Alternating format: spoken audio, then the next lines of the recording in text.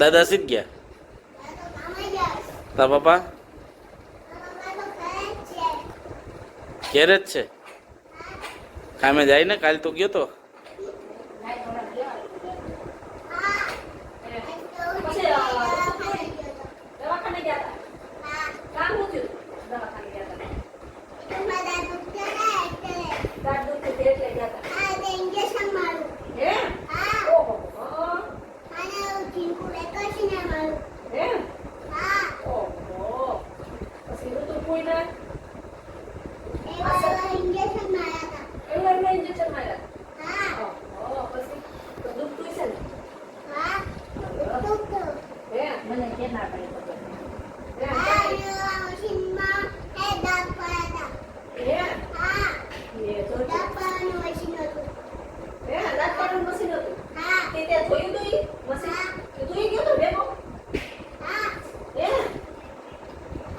તો કેમ છો મિત્રો? મજામાં જશો. સ્વાગત છે મારા નવા વ્લોગમાં ને હાર્દિક સ્વાગત છે.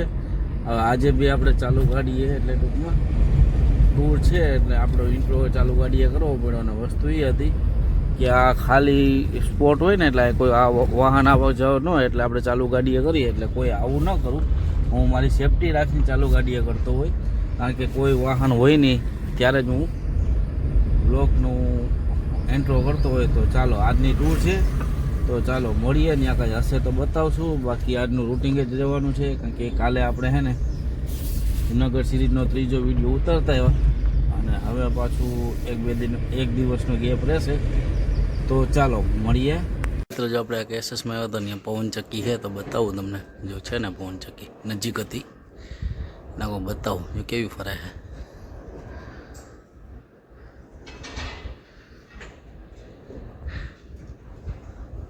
વીજળી જનરેટ કરે મિત્રો સોલારની ગોળે. આનું જનરેશન વધારે હોય.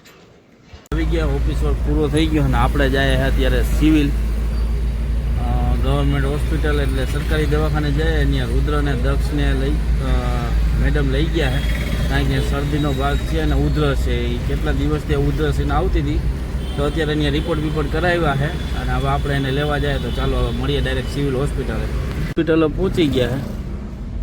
પણ વસ્તુ એ હતી કે રુદ્રને બતાવી દીધું છે, રિપોર્ટ આવી ગયો અને બતાવીને હવે નીચે ઉતરે છે.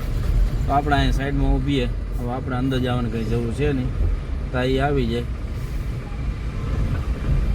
આપણી સિવિલ હોસ્પિટલ છે, સિવિલ હોસ્પિટલ છે. અહીં આપણે સાઈડમાં ઊભીએ તો અહીં આવી જાય.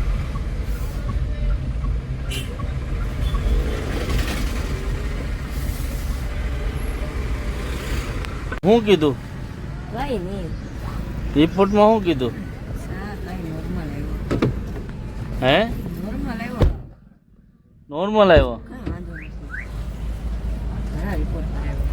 સારું હાલો તો એ બધા આવી ગયા. ચાલો હવે જાય આપણે ઘરે. આ મિત્રો જો આ હે ને મારા માસી છે બાજુમાં રહી આવ્યા છે. અને જો આ ભાઈનો છોકરો. હે શું નામ છે તારું? હે જ્યાં મારા માસી છે બાજુમાં રહી છે હંસા માસી. એ જો એ નીમ એ તારું નામ શું છે? તારું નામ શું છે? જય ભીમ બોલો. જો તું વિડીયો જો તું બ્લોગમાં જો આમ જો આમ જય ભીમ બોલે એટલે હું ચોકલેટ લેતા દઉં. આમ જો તું બ્લોગમાં આવી આમ જોતો ખરી.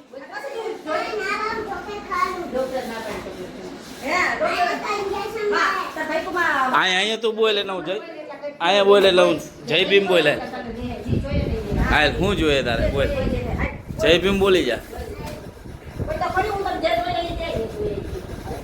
જો છે આ જો તું વિડીયો જો હા તું હું આવે વ્લોગમાં ટીવીમાં આવ્યો તું ટીવીમાં આવી તું જય ભીમ તો બોલ. જો હવે તું ટીવીમાં આવી જો આ શું છે જો ટીવીમાં આવી જાય જો. હા ઝડપથી કા પણ ચોકલેટ ની ના પડી આઈસ્ક્રીમ લઈ જાય. હે જો આ લે આ મમરા ખા. સોડા પીવી અરે મેંગો મેંગો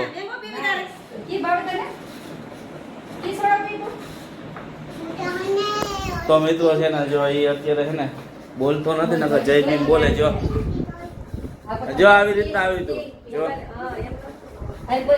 જો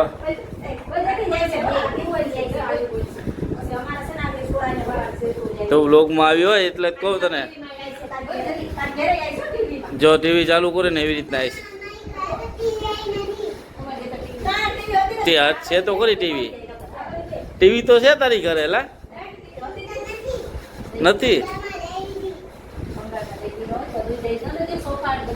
જો અમારા માસી છે બાજુમાં જઈ છે ને એ આવ્યા છીએ તો આ હે ને આપણા ભાઈનો છોકરો છે ને મારા ઝીણકાભાઈ છે એનો છોકરો છે પણ બોલતો નથી ને બોલતા તો બહુ સરસ આવડે છે પણ બોલતો નથી અત્યારે શરમાય છે દાંત કાઢે જો એ ઠંડુ પાય છે ને એટલે બોલ છે જય ભીમ બરોબર હે ડોક્ટર બાબા વાહ વાહ ભાઈ વાહ પછી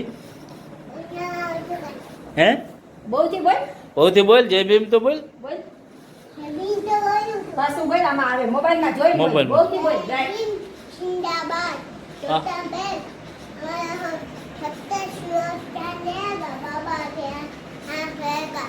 વાહ ભાઈ વાહ વેરી ગુડ વેરી ગુડ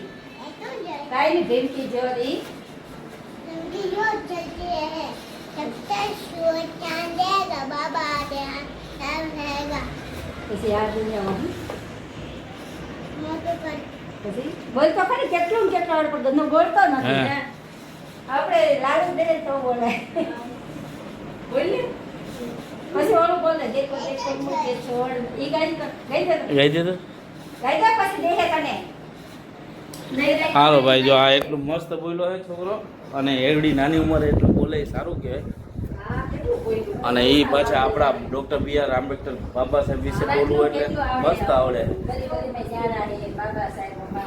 બધા નારા બધા યાદ છે અત્યારના છોકરાને બાબા સાહેબની કંઈ ખબર નથી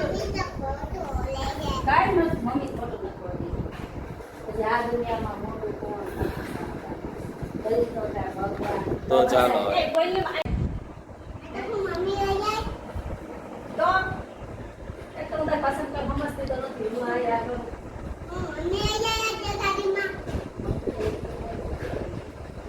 દાદા સીધ ગયા તાર પપ્પા ઘેર જ છે કામે જાય ને કાલે તો ગયો તો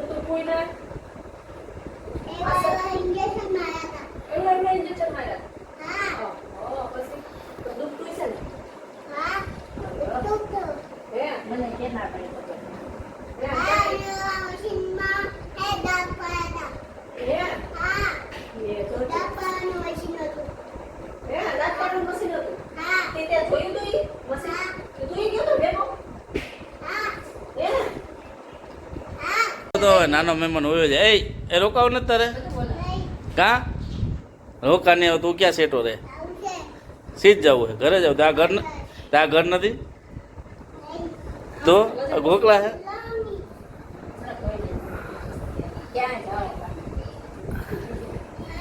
હા તો આવી જાઓ માસી હા મહેમાન હોય જાય પાછો આવી છે બાજુમાં જઈ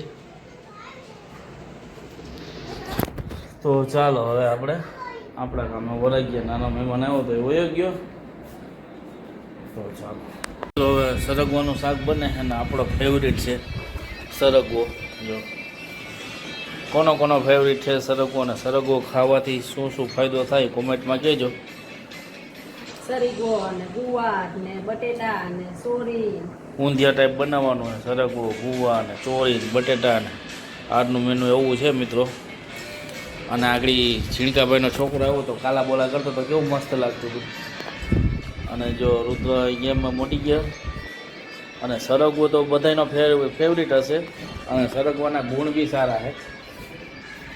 તો ચાલો હવે આજે વાગી ગયા છે 7 અને આજે આપણે આમાંના માર્યા અને આજે ટૂર પૂરી કરી. આજે ટૂર હતી, બહુ છેટી ટૂર હતી, ઉના બાજુની ટૂર હતી, તો ટૂર કરીને આવ્યા આપણે. અને આજે સાહેબને ત્યાં જમવા જવાનું હતું પણ રુદ્ર અને દક્ષને હોસ્પિટલ એટલે એને ઉધરસ હતી એટલે ત્યાં રિપોર્ટને કરાવવાના હતા, તો દવાખાના હતા એટલે હું સાહેબને ત્યાં જમવા ગયો નહોતો. કારણ કે આજે અમારે એક એસી સાહેબ છે એનું રિટાયરમેન્ટ હતું એટલે એની વિદાય જેવું હતું, એટલા માટે ત્યાં પાર્ટી હતી પણ આપણે ગયા નહીં.